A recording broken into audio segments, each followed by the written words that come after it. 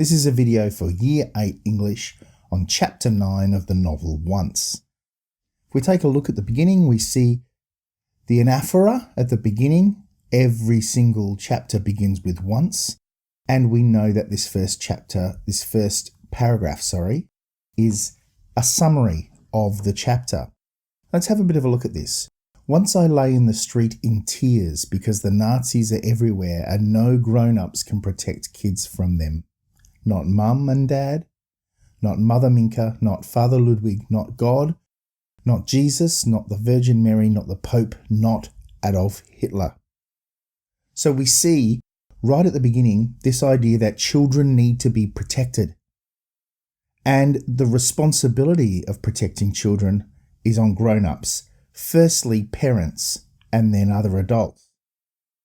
It's a responsibility of grown-ups to care for children.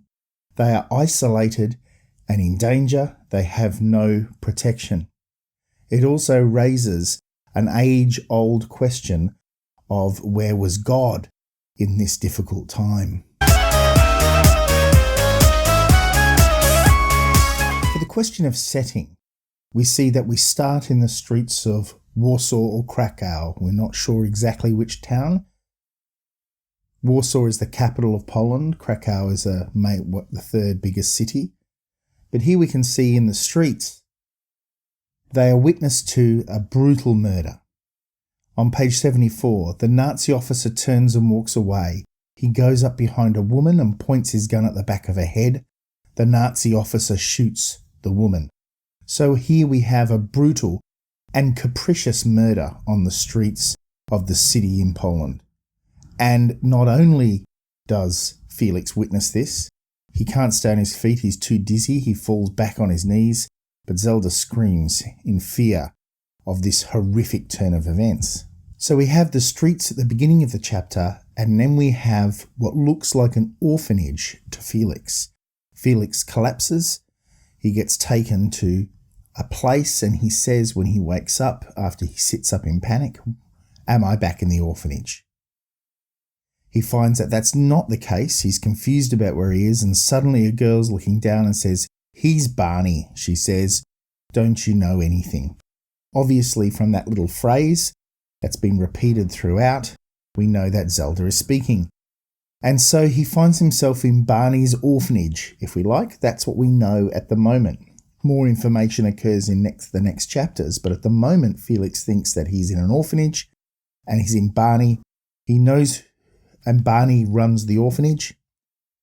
He knows who the girl is, but he spins away.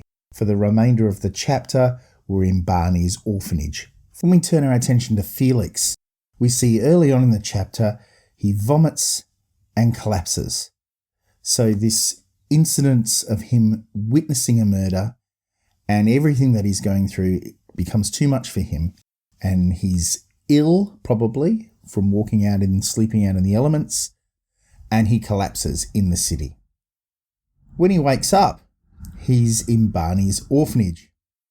But things start to change for Felix. On page 81, we find that Felix has a very different attitude towards stories. So stories have shielded him from the harsh realities of his life. But now, he says, "I can feel myself shaking and I know why. The stories in my notebook are stupid." He's having a very different reaction. On page 80, just before, we find out why. "When I close my eyes, all I see is Nazi soldiers shooting people, including kids who just want a lift on a country road." So here, he's referring back to what happened earlier in the book when on a country road he was shot at by a soldier. He felt bad for the soldier later on. Now he's realising, after witnessing the Nazi murder an innocent woman capriciously, that is all he can see. The stories are no longer shielding him from the realities of life, and his attitude is changing. So right at the end of the chapter, we have an interesting thing about Zelda. Zelda occurs sporadically throughout the chapter. We know it's her by her saying, "Don't you know that?" But right at the end, when Felix wouldn't tell a story, Zelda says, "Barney, how about you telling us a story?" So we turn to Zelda. This is a girl that wouldn't tell stories, had no imagination, and her time with Felix has blossomed. But look what she does. Once upon a time, she says, 2 children lived in a castle in the mountains. Their names were Zelda and William. So she's changing slightly the stories that Felix told. Felix was influenced by the Just William series by Rick Malcrompton. So she's becoming more imaginative and blossoming as a person because of Felix's influence. So there are other people, other characters here. And on page 80, we find a list of them. In Barney's orphanage, there's Barney and Zelda, the little boy who's crying, curly-haired girl, chewing wood boy, bandage girl, blinking boy, and a toddler. So there are 7 children plus Barney and Felix in Barney's orphanage. Chapter 9 brings us to a very important character. Barney emerges, and he emerges right in the beginning of the chapter to defend Zelda. The beginning talks about how grown-ups should protect kids. But then Felix says, I look up and see that I'm wrong.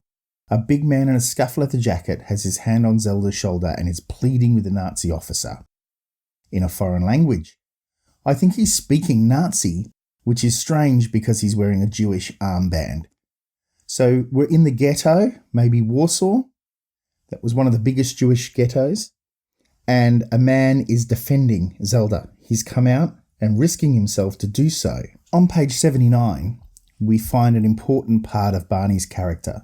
Barney's speaking to the crying boy, Hendrik, and says, one day you'll be with your mummy and daddy. Until then, I'll look after you, I promise. So Barney clearly looks after children. He's compassionate and caring towards children, and he is looking after them. He hides them, obviously, because that's the orphanage that Felix wakes up to. So he hides and protects Jewish children. So Barney is a new character that's introduced. He's a very caring man, and his focus is on protecting Jewish children in the ghetto.